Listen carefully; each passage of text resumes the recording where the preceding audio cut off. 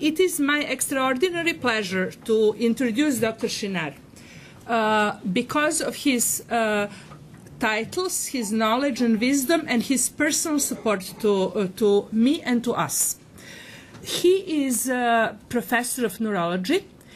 He has many distinguished titles, which I'm not going to mention, but it is important to know that he is one of the people who really provided scientific data which allowed the American Academy of Neurology to provide practice guidelines for treatment of seizures in children. Practice guidelines is something which we need in this community, which we are trying to develop, and which means when the patient comes and they have the first seizure, the step to do is 1, 2, 3.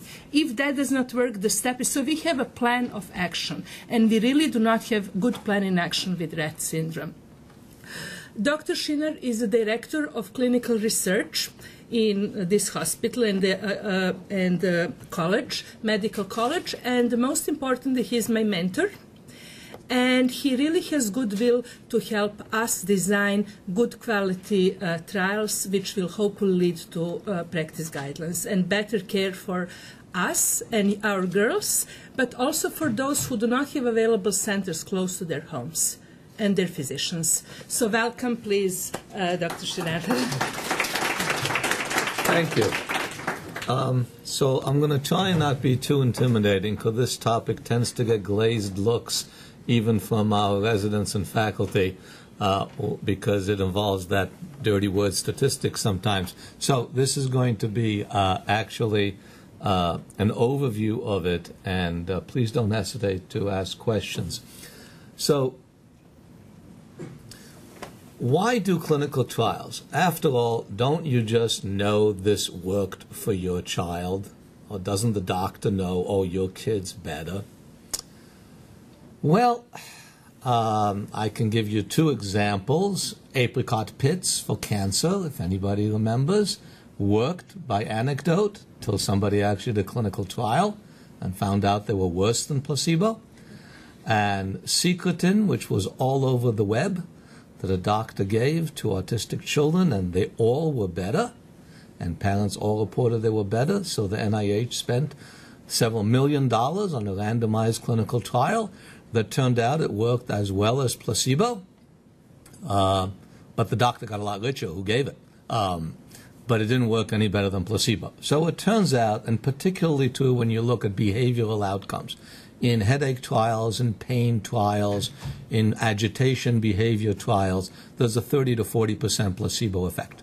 Whether you're talking to the parents of a child or whether you're giving it to an adult and they're telling you, I'm feeling better. So you need clinical trials to know if some things work, and then some things that obviously are better for you until you do clinical trials turn out they're not.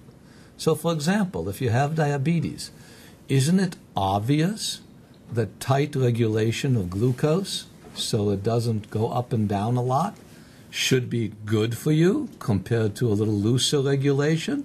It's a lot more work, but it's obviously better, isn't it? Well, that's what everybody thought till they did a randomized clinical trial. And the folks with tighter glucoses had a higher mortality. They died more. So it turned out that it wasn't so good for you, except you needed to test it in a few thousand people to figure that one out, because it was different. So it turns out you need clinical trials to know if an intervention, treatment, be it physical therapy for spasticity, giving a drug, or implanting some defibrillator device, or anything else, works. And the other thing we use it for is that if you have, everybody argues about 2 favorite methods of intervention, whether they're drugs or different behavioral approaches, and you argue till you're blue in the face and you don't never convince anybody, and that's what randomized clinical trials are for, to kind of decide which is better. And why do you need them to be randomized? Because otherwise you tend to select for your treatment the ones you think it will work best in.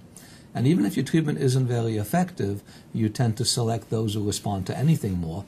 And so you end up, therefore, with one group being the kids who were going to do better anyhow, and another group, the kids who are not going to do well anyhow.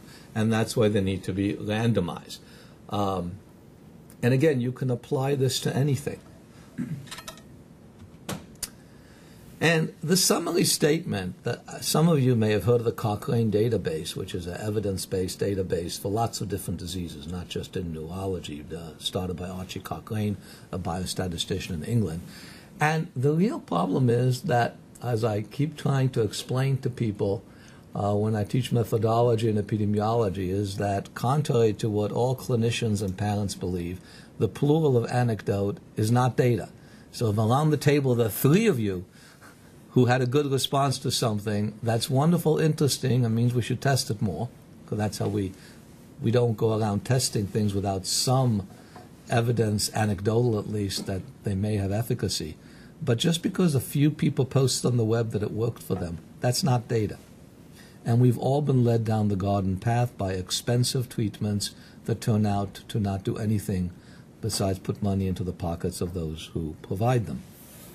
And while Rett children are not autistic, I've been taught that mantra by Sasha Well, nevertheless, if you look in the autism community, you can learn a lot about treatments that are popular on the web and the people preaching, and when you examine them with randomized clinical trials, they turn out to be either ineffective or worse. Okay. So when you look at clinical trials, the gold standard, which you can't always do because you don't want to do things like sham injections into young children, is double-blind. Double-blind means I don't know what your child's getting and you don't know what your child's getting. And the reason that's critically important is to avoid the so-called placebo effect.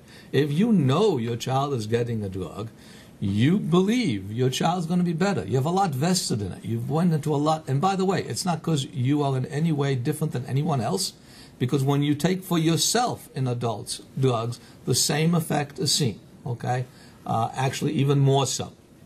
And it's a placebo effect. Now, if you're talking about mortality, placebo effects are not very strong. But any behavioral outcome, anything my child is talking more, sleeping better, calmer, having less outbursts, any of those types of measures, even actually if you think of harder things like seizure trials, you look at randomized clinical trials in patients with medically refractory epilepsy, there's a 20% placebo effect. And this is in adults who are taking it, what they report, but also in parents. If you think about it, not convulsions, but these, okay, he was just staring that time, that wasn't a seizure. Or not. The amount of bias you have when you want to believe is huge. Okay, so double-blind, no major biases, you avoid the placebo effect, and by randomizing in double-blind, you avoid basically having one population being different than the other. The disadvantage is difficult to do. In some things, obviously, if you're going to give chemotherapy, the one vomiting is getting the drug, okay? I mean, so in certain drugs that are so toxic that it's tough to do double-blind because you really do know.